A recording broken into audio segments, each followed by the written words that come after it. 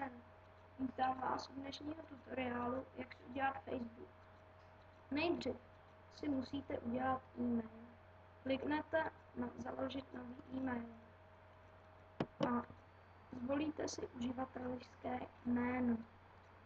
Budete se jmenovat třeba, já nevím, Petr, Velka, že jo, tam napíšete. Heslo bych doporučoval přes 6 znaků, heslo znovu, kontaktní e-mail. Takže třeba Petr Pavel, zavináč, seznam.cz. Pokud někdo neví, jak se dělá zavináč, tak se dělá CTRL a V. Dá se CTRL a V.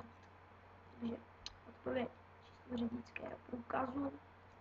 A to si dejte nějakou, že jo. Tam si můžete napsat úplně nějakou blbost. Neřešte. A pro ty, co chtějí mít e-mail, to je od 15 nebo Facebook, tak doporučuji trošinku malinko zalhat a byste to mohli mít. Jo, takže najdeme si Facebook, dáme Facebook přihlášení, dáme si první odkaz,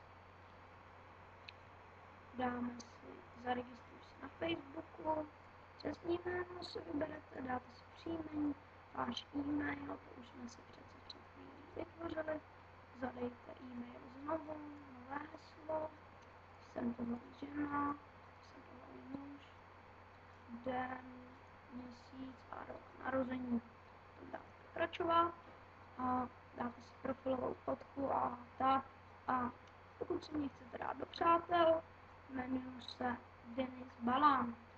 Takže určitě si mě dejte do přátel a stoupněte tohle video a okomentujte ho. Byl bych moc rád, kdybyste se přihlásili k odbírání, je to pro mě taková motivace, takže doufám, že se vám dnešní tutoriál líbil a brzy naschle.